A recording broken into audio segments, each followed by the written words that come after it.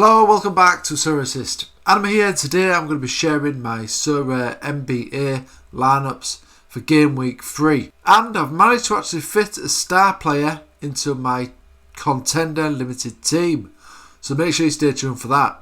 If you do like this video, smash the like button and subscribe to the channel.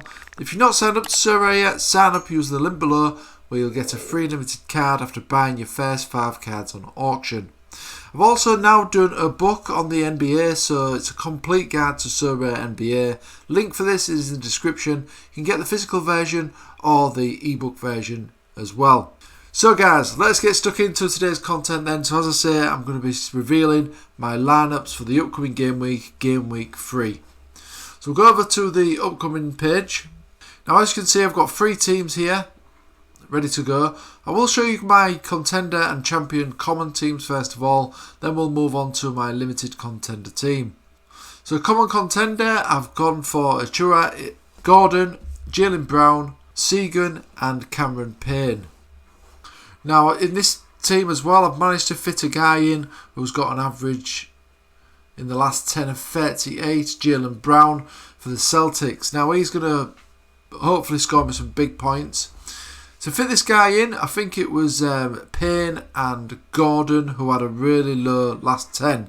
But they are projected to do fairly decent, not fantastic, maybe just below 20 points. But obviously Jaylen Brown is predicted to do around 30 odd points, higher towards nearer 40. So that is why it was worth putting him in. And these two are not going to score too bad, I don't think. So hopefully this strategy will work out, we'll soon find out.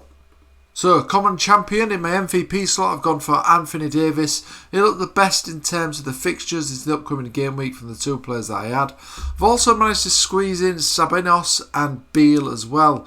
This was due to the low last 10s of Zubac and Sexton, who were both predicted to score fairly well as well, maybe around the 20s range. So I think this team is looking really solid on paper. We'll see how we'll get on.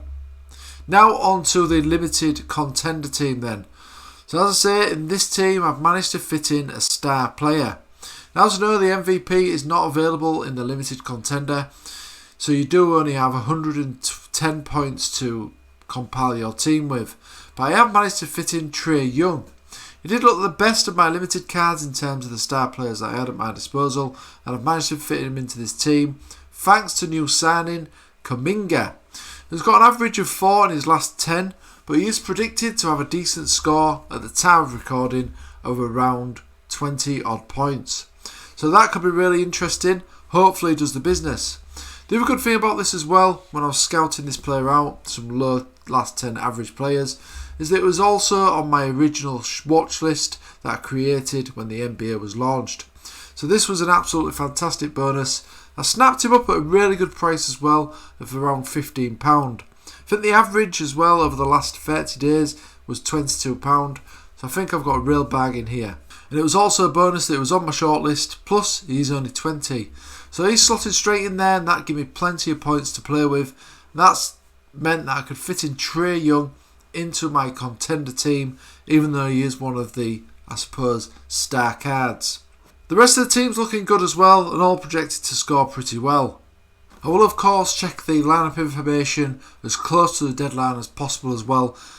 Also check the projected scores for these players as well, just to make sure nothing changes. As we know, there could be some last minute injuries, things like that, so it is really important that you do check your teams, make sure your players are playing right before the deadline, which is usually 10 minutes before the first game is due to kick off.